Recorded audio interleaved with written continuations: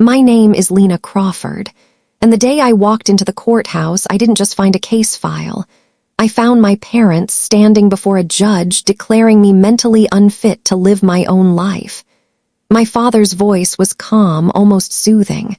"Your Honor, our daughter doesn't recognize us anymore. She forgets conversations. She can't handle stress."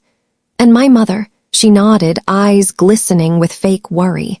"We only want to protect her. She needs us." I stared at the folder in the judge's hands. My name, Lena Crawford, stamped across the front. Pages describing a broken woman who didn't even exist. They didn't know I was standing right there, listening, breathing, and ready to destroy the lie they had rehearsed. Seattle, autumn 2040. Rain slid down my apartment windows like silver veins. I should have been working emails, projects, the usual noise, but something felt wrong, like a whisper in the back of my mind. I poured coffee, stared at my phone, checked my bank app. Nothing unusual. Bills paid. Rent cleared. Still, I couldn't shake the feeling. "Why are you so restless, Lena?" I muttered to myself, pacing the room. "You're fine. Everything's fine." But the pressure in my chest wouldn't let me sit still. Almost without thinking, I grabbed my coat, slammed the door behind me, and drove downtown. The courthouse loomed against the gray sky, a fortress of stone. My footsteps echoed as I walked inside. And that's when I heard it, a voice I knew too well, my father's, smooth, controlled. "She's losing touch with reality. We've spoken to doctors. It's progressing." My heart clenched. I slowed my steps, following the sound. Then came my mother's voice, soft but sharp enough to cut me open. "Please, Your Honor, she can't manage money. She needs us to take over." I turned the corner, and there they were, my parents, standing before a judge, a folder on the desk, and in bold letters across the top page, Lena Crawford. I froze. My father's words rang against the walls like a verdict already passed. "Father, she forgets entire days sometimes. Last week she didn't even recognize her own uncle." The judge frowned, flipping a page. My mother leaned closer, her voice trembling just enough to sound believable. "Mother, we've kept notes. We have medical statements. She can't keep living like this." I pressed my palm against the cold marble column, my breath catching in my throat. Medical statements? Notes. None of that existed, at least not truthfully. The judge adjusted his glasses, scanning the folder. I caught a glimpse of the first page, my name, my birth date, and beneath it, "Progressive cognitive decline. Recommended guardianship, parents." My knees almost buckled. It was me, my life, reduced to a stack of lies. My father's tone shifted, confident, persuasive. "Father, Your Honor, it's not about money. It's about keeping her safe. She jumps from job to job, can't make stable decisions. We're only trying to protect her future." Protect, that word stung more than any insult. The judge nodded slowly, his pen hovering above the page as though he might actually sign. My mother placed a hand over her heart, whispering like a martyr, "Mother, if we don't step in now, she'll lose everything." That was it. The moment my pulse snapped from fear to fury, I stepped forward, my heels striking the floor in sharp echoes that cut through their performance. The judge looked up, startled. My parents froze, their smiles faltering as if they'd seen a ghost. I stopped just a few feet away and said, clear enough for the entire hall to hear, "Lena, lose everything. The only thing I'm losing is the last shred of trust I ever had in the two of you."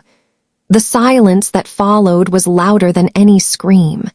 The judge blinked at me, his pen still hovering above the page. "Judge, Miss Crawford." I walked closer, never breaking eye contact with the two people who had raised me. "Lena." "Yes, Lena Crawford, the woman you're about to erase from her own life." My father tried to recover first, lips curling into a tight smile. "Father, sweetheart, you weren't supposed to be here today." "Lena," cutting him off, "no, I wasn't supposed to what? Watch you declare me incompetent. Watch you hand over my future like I'm already gone." My mother's eyes darted to the judge, then back at me. Her voice came soft, sweet, the way she used to soothe me as a child. "Mother, Darling, you've been under so much stress. Sometimes you forget things, you lose track. Lena, snapping, I forget nothing. And I certainly haven't forgotten that my own parents are trying to steal my life out from under me. The judge raised a hand, his tone cautious. Judge, Miss Crawford, are you saying you did not consent to this guardianship petition? I turned to him, steady, every word sharp as glass. Lena, I never signed a single document in that folder. Those signatures are not mine. Those medical notes, fabrications, and I can prove it. The judge's brows lifted. My father's jaw tightened. Father, she's confused. This is exactly what we meant. She doesn't even remember her evaluations. I laughed, bitter, humorless. Lena, evaluations, the week your papers claim I was being tested, I was at a routine checkup. Clean bill of health, no decline, no memory loss, so tell me. Father, tell this judge who exactly examined me, because it sure as hell wasn't my doctor. For the first time, their polished facade cracked. My mother's lips trembled. My father's eyes darkened, fists clenching at his sides. And in that silence, I realized the lie had started to collapse. I walked out of that courtroom with the folder clutched to my chest like a shield. My parents' voices faded behind me, but the echo of their lies still rang in my ears. Back in my apartment, I set the folder down on the kitchen table. For a long time, I didn't move, just stared at it like it was a live bomb waiting to go off. Finally, I forced myself to open it. The first page, Progressive Cognitive Decline, Lena Crawford. My throat tightened. Line after line described a woman I didn't recognize. Frail, forgetful, incapable. I flipped to the next page. A signature in bold ink, my name. Only it wasn't my handwriting. Lena whispering, forgery. Another document, a doctor's note diagnosing me with memory lapses. Except the date was the exact week I had visited my real physician and walked out with a clean bill of health. I shoved back my chair, the scrape against the floor cutting through the silence. My hands shook, but not with fear anymore, with anger. Then the memories started piecing themselves together. My father last winter, chuckling when I misplaced my keys. Father's voice echoing in my head. You're always so forgetful, Lena. One day it's going to be serious. My mother last spring when I told her I was juggling too many projects. Mother's voice, soft, rehearsed. You can't handle stress, sweetheart, you never could. I thought they were casual comments, pitying words. But now I saw them clearly, seeds, carefully planted, watered and rehearsed until they bloomed into this lie. I stared down at the folder, my name printed again and again inside a story they had invented. A version of me that didn't exist. And in that silence, something inside me hardened. Lena, if they want a fight, they've got one. The next morning, I woke up with the folder still on the table, its shadow stretching across the room like an accusation. My eyes burned from lack of sleep, but beneath the exhaustion ran something sharper, resolve. By 9, I was sitting across from a lawyer I hadn't spoken to since college. He flipped through the papers with practiced speed, his brow furrowing deeper with each page. Lawyer, these signatures are fraudulent. The medical reports are questionable at best. This won't stand in court. His certainty gave me air I didn't realize I'd been holding. Lena, so we fight back. Lawyer, nodding. We don't just fight, we dismantle it piece by piece. But you'll need to cut every tie they can use against you. That's exactly what I did. By noon, I was on the phone with my financial advisor. The conversation was brisk, clinical. I revoked every authorization my parents had. Canceled hidden transfers I hadn't noticed before. Reset every password linked to my accounts. Each confirmation email that pinged my inbox felt like a lock clicking shut. One by one, I took back what was mine. Then came the harder part. My lawyer leaned back in his chair, pen tapping against the folder.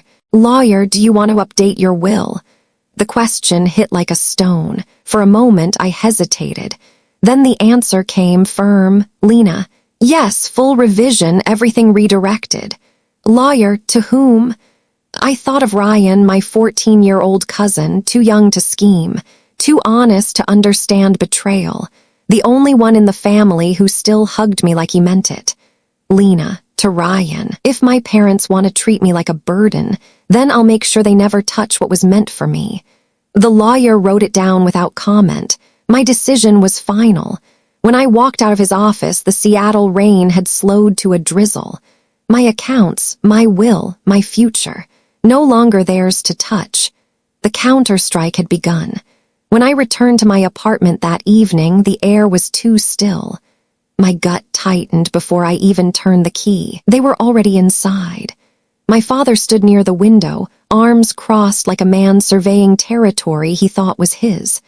My mother sat stiffly at the table, her hands clasped in her lap, her eyes darting to the folder I carried. Father, flat cold, you've made a mess, Lena. Freezing accounts, calling lawyers, do you think this ends well for you? I dropped my bag on the counter and met his stare. Lena, it ends better than the future you tried to write for me. His jaw twitched. My mother leaned forward, her voice trembling but her words sharp. Mother, we were protecting you, you'll see that one day, we only wanted. Lena, cutting her off, slamming papers on the table, stop. Stop calling this protection. These are forged signatures, false evaluations, and last month you even tried to transfer my condo deed. My father faltered just for a second. My mother's hand flew to her mouth, but she didn't deny it. Lena, you lied, you forged, you tried to erase me while I'm still alive. I pushed the papers across the table, each page like a knife. Lena, as of today, every guardianship claim is revoked. Every authorization is nullified. You will never touch another part of my life again. My father took a step toward me, lowering his voice to a growl. Father, you don't know what you're doing. Lena, steady, unflinching, no. For the first time, I know exactly what I'm doing. I'm ending this. The silence that followed was heavier than any argument. My mother's lips quivered, her eyes glassy, but she had no words left. My father's fists tightened, but his mask had slipped, raw ambition glaring through where concern used to be. And in that moment, I realized the breaking point wasn't mine, it was theirs. I gathered the papers back into my folder, my hands steady this time. My parents sat frozen, two people who had once taught me my first words, held me when I cried, and now had tried to erase me with lies. I moved to the door. My father muttered under his breath, sharp and venomous. Father, ungrateful, everything we've given you, and this is how you repay us. My mother's voice broke, though her words were still poisoned. Mother, you've always been reckless. One day you'll thank us for stepping in.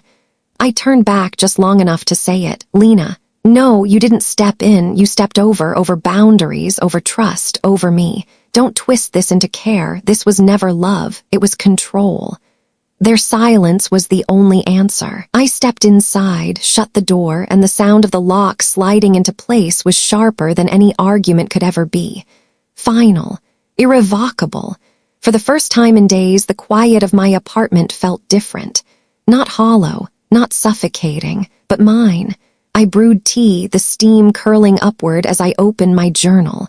On a fresh page, I wrote, "Never let anyone define your mind if they don't trust your heart." I underlined the words once, then closed the book. As the night deepened, I sat in that silence, not as a daughter betrayed, not as a victim erased, but as a woman who had defended her life and won it back. Tomorrow would come with its own battles, but tonight belonged to me.